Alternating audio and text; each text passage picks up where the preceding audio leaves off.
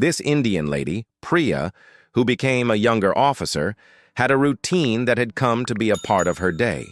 Every morning, on her manner to obligation, she carried a small bag filled with biscuits and grains meant for the dogs and pigeons that waited by using the roadside.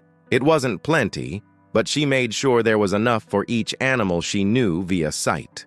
The puppies could wag their tails and occasionally leap a bit in excitement once they noticed her coming, at the same time as the pigeons would coo softly, fluttering from branch to branch as though welcoming her.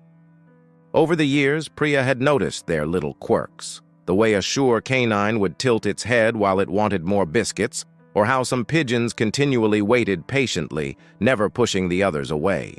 She cared for them quietly, no longer looking ahead to each person to observe. However, it gave her a small sense of peace and connection with the arena around her. One day, as Priya changed into spreading grains at the floor and tossing biscuits closer to the puppies, she all of a sudden saw smoke rising from a close-by tree.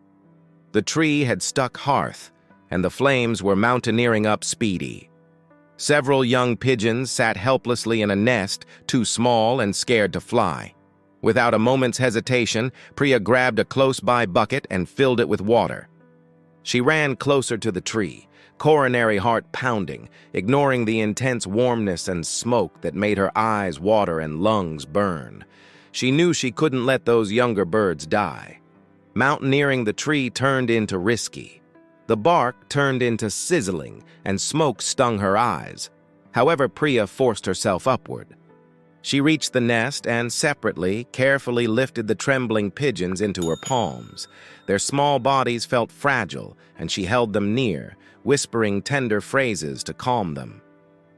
Even after this sort of scary ordeal, Priya again to her everyday assignment.